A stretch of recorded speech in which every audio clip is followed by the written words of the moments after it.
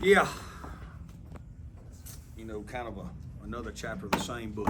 Just really disappointed that we weren't able to pull it out. Thought we kind of came to life on offense tonight. I thought Ethan made some plays. We obviously had some turnovers that were big. Let's see. 3. Yeah, we lost the turnover battle 3-0, which ultimately is the difference in the game. I thought we were really bad on defense on the first 2 drives, allowing them to run the football like that. And I thought our offense scored and bounced us back. And then we scored and make it a 1-score game. We let them go back and score, and then we score and make it a 1-score game again. And we come out the second half.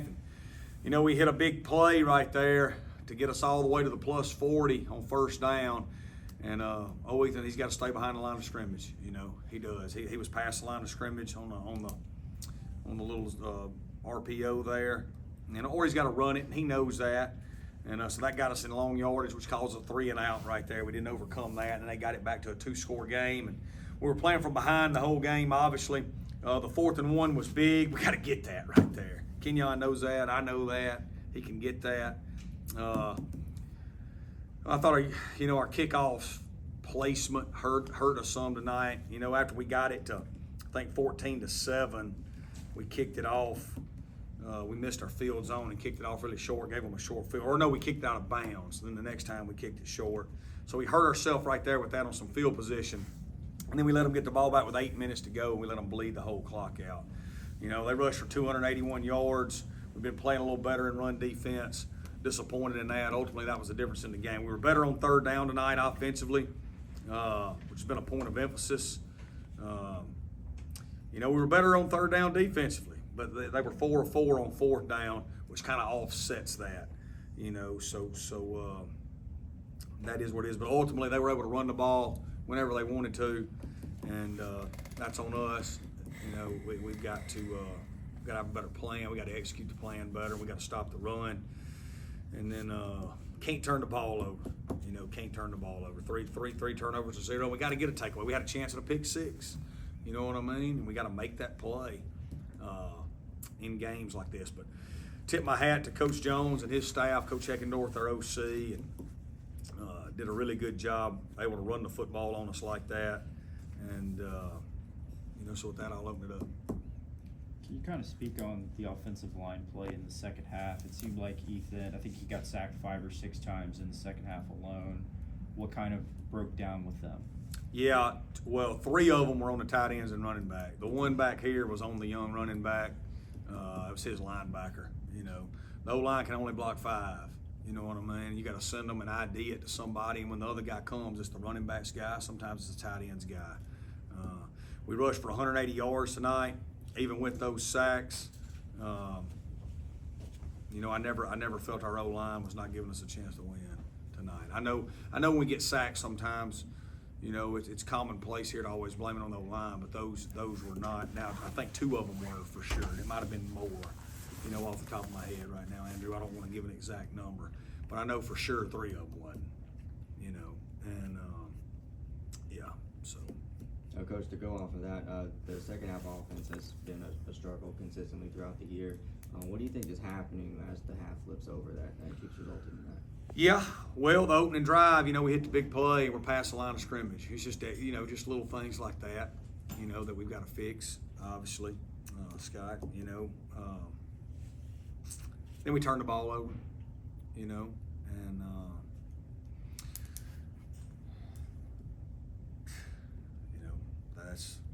that's the big thing. Converting on third downs, turning the ball over, those things. And then, when you're playing from behind, makes it a little tougher too because of the style of defense that you're going to have to play. It's a little harder to make explosive plays. And you lose your run game element of it, which is obviously what we're built to do. And so, but yeah, we got to score more in the second half, man. We only scored, I guess we scored 7 tonight. We certainly had our chance. We had 4th and 1 right down here, and great play call, hit it, blocked it up. We're 1-on-1 with the safety. You know what I mean? Like we got to get that first.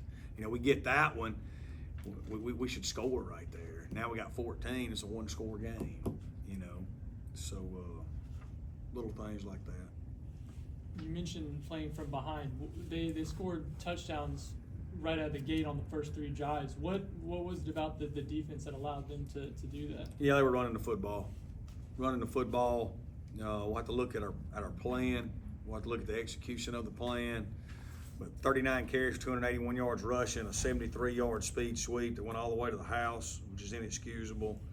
And they went 9 plays for 75 yards, 1 for 73, and 11 for 68. After that, we settled down and played some better defense for a while until we turned the ball over, and gave them the short field. But obviously, the difference, the difference in the game was their ability to run the football like that, and our turnovers, and them not turning it over. And we had our chance to get a turnover. We had a chance to get a big one. Coach, for the 3rd time in your 4 seasons, the program's off to a 1-6 start. Yeah. What do you think's been the issue with just progression? Yeah, a lot of things. Tonight, each game is specific to itself. Tonight, their ability to run the football and us turning it over, losing the turnover battle 3-0 was the difference tonight. Will, during the game, you could hear the fans chanting for your job. Yeah. How do you handle that outside pressure at this point? I love these kids. I give everything to these kids. I certainly understand the fans being upset. Nobody's more upset than me. Nobody wants to win more than me. My motivation for winning is probably different than theirs. Been a winner all my life. We haven't won here yet. We're putting everything we've got into this thing. We fixed every part of this program since we got here except for one thing, and that's the most important thing to the fans, and that thing's going to happen. It hasn't happened yet, and I understand their frustration. I feel it. I feel it with them. I'm also, want to win as bad, worse than they do, So I get it. What gives you the confidence that winning will come? I know what winning looks like. I've won my whole life, everywhere I've been. We've built 2 programs from scratch. We were at Memphis and Tulane when they built those programs into Cotton Bowl teams. I know how we're recruiting. I know what we're doing here. There's some things we're not doing great that we've got to fix. I know how things are going off the field, from academics to character building, to young men committing their life to Christ, to the way we've cleaned up everything and fixed it from our APR and the way that's totally gone from underneath the water to awesome. We just got to keep working. You know what I mean? We know what winning looks like. And it doesn't look like how we played tonight. We certainly understand that. But we do know what winning looks like. And it's going to happen if we stay the course and keep doing what we're doing. 4-4 for them on 4th down. What do you Yeah. just think the big issue was for the defensive line, just in those short situations? They were able to run the football at a high. 39 carries for 281 yards. So if you take the 73-yarder out of it, that's still 38 carries for what, 209? 208, right? Yeah, 208. 38 carries for 208. So, that's a high level of run, So, that was the difference in the game, was their ability to run the football at will at times and us not better. They got the ball back with 8 minutes left. We couldn't get it back from them. So, that was disappointing. The D-line came into the season as receivers. Yeah, well, the D-line's only 4 people. Right. You know what I mean? They're 4 people. So much like when a sack's given up, our D-line's only 4 people. So they've got 4 gaps, okay? When an offensive line's got 5 O-linemen and a tight end, right, there's 6 gaps up there. So there's 2 gaps, it's not an O-lineman. That speed sweep definitely wasn't a D-line issue. That was a 73-yard gain around the edge. So we'll look at it on the tape. We'll see if it's a schematic issue. We'll see if it's an effort issue, which I highly doubt it was. We'll see if it's a technique issue and a gap issue. But D-line's 4 people, so just because somebody runs the football, it doesn't necessarily mean it's a D-line issue. Did you So have last week after ULM, you guys wanted to build on the way Ethan played, kept Yeah. you guys in it for the first half. What would you say about his leadership, just during those times when ASU just keeps kind of scoring there? Incredible guts, incredible leadership, 87-yard. Really, he gained 118 yards. It was knocked back a little bit with the sacks, 187 passing. He throws a perfect post on the first play of the game. Should have been a touchdown, just a dime right there. So I think he showed he can be a winner in this league, which we know. He is a leader. I love him. and I love everything about him. He's got to play a little bit better. He knows that. He was a part of the turnovers, you know, and he can and he will. He'll continue to grow and learn, and we can build this thing around him. You know what I mean? And really like what he brings to the table and what he can grow and become. We got two good young quarterbacks, man. John White's really good too. You know, I know quarterback's been a bugaboo here for a while. We got two young ones for a long time now that can really, really play. Did you have a forward-looking message to the team, or maybe that comes tomorrow, but about where Southern Miss goes from here? Yes. You can never fix a wrong with another wrong. You can never get out of a rut by doing what you know is not right. And we are in a rut, and it is hard, and life is hard sometimes. And we've been through a lot of hard here, you know, from this kind of stuff to MJ to everything. But nothing in life has ever been made better by not doing what you know is right. We got to go to bed tonight. We got to wake up tomorrow. We need to go to church. We need to thank God for what we do have. And we need to wake up on Monday. We need to do what's right again. We need to go to class. We need to do what's right in the classroom. We need to come back and address these issues on film and fix them. We need to keep growing with our young players like Jalen Washington and Reed Jeselowski and Chris Jones. And they need to keep improving and getting better, and they will. They're great kids. And as a coaching staff, we've got to correct some issues. But that's the only way you ever get better at anything, is by making the right decision over and over and over. Success is not something that just happens. Boom. Success is an accumulation of a lot of really simple, good decisions daily, over and over and over. And these kids will do that. They'll continue to do that, and they'll continue to represent this place in the right way. Anything else for Coach? All right, thanks, Coach. I really appreciate you. Chris, what's just this season been like for you as a freshman, kind of going through some of the heartaches this program has been through? I mean, just how do you go about taking this in and kind of handling it as a young guy? First, just really take everything in from the older guys, and y'all don't see everything. Like, the media and the people don't see everything that goes on behind the scenes, and how we work hard behind the scenes and just put in extra work just to, you know, come in on game day and win. And sometimes it just don't go your way. So behind the scenes, we just steady working. So as a freshman, I'm just trying to learn from the older guys and just stay humble and, you know what I'm saying, learn behind those guys. That's how I've just been taking it all year, even through the hardships of not winning, you know what I mean? But all we can do is really just keep playing, and, you know, I'm just trying to learn and get better. What do you think Arkansas State was doing that made them so efficient, being 7-7 in the red zone, on fourth downs? To me, I mean, I just feel like they out-schemed us. You know, they had a game plan and it worked. So we just got to find a better way to work on that. I really don't think it was an effort thing. We played our butts off. You know what I'm saying? In my opinion, on defense, we ran to the ball. We tried to make plays.